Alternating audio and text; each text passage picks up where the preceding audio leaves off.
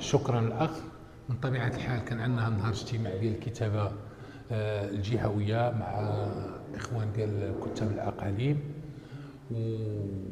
وناقشنا واحد المجموعة ديال القضايا اللي هي مهمة ومستعجلة التي تهم حزبنا، فيما هو تنظيمي، فيما هي استعداد الاستحقاقات المقبلة إن شاء الله، وكذلك النقاش حول الموقع ديال الحزب وكيفاش يمكن له ياخذ الصدارة إن شاء الله في الانتخابات المقبلة، كيفاش يجب اختيار المرشحين، كيفاش يجب الانفتاح إلى آخره. كل هذه عوامل تمت نقاشتها مع جميع الإخوان والأخوات، وكان النقاش مستفيض وصريح، وهذا شيء إيجابي جدا.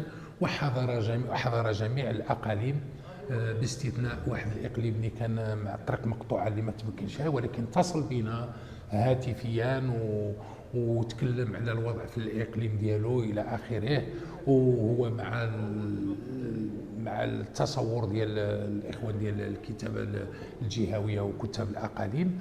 وخرجنا بواحد المجموعة ديال التوصيات، وعاد نصدروا إن شاء الله بلاغ اللي عاد يشوفوا الرأي العام كله حول الاجتماع. كل ما هناك أن الاجتماع كان مفيد ومفيد جدا.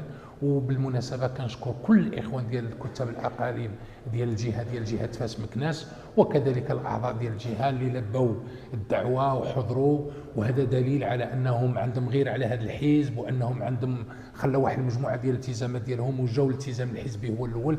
فكنشكرهم جزيل الشكر باسم الكتابة الجهوية ككاتب جهوي، وباسم حزب ديال الاتحاد الاشتراكي للقوات الشعبية اللي كيفتخر بالنوع ديال المناضلين بحال هاد الناس هادو اللي كيكونوا واجدين حاضرين دائما في جميع المحطات. فتحية لهم فتحية لهن ولهم جميعا باسم الكتابة الإقليمية الجهوية. أؤكد على أن الإخوان قاموا بمجهود جبار، متوحدين، وخرجوا بموقف مشجع والأمل. ماذا الاستعدادات الاستعدادات الانتخابات المقبلة، أن الإخوان والأخوات كلهم قرروا على أنه خاص يدار الفروع التجديد ديالهم، الدينامية ديال الحزب، أنهم يديروا انفتاح على المرشحين اللي فيهم واحد الصفات معينة، اللي يكونوا نزهاء عندهم أخلاق، يعني ناس مزيانين اللي عندهم توجه، اللي هم اتحاديين اللي يمكن لهم يخدموا في الاتحاد ويكونوا عندهم قدرة على العمل في العمل التشريعي وينفعوا الحزب، ويكونوا صوت ديال الحزب في القبة ديال البرلمان، ويكونوا صوت ديال الحزب في الأقاليم ديالهم وفي الجهات. وهذا كله إن شاء الله الإخوان كلهم نكبوا باش أننا نشتغلوا جميع من أجل التغطية ديال جميع الأقاليم إن شاء الله، وماشي عيد تغطية فقط، ولكن بأننا ننفذوا بالحصة الأكبر من 11 دائرة اللي كاينة في الجهة، يكون عندنا واحد العدد إن شاء الله كبير اللي يمكن نحققه في المقاعد اللي خصنا ناخذوا به.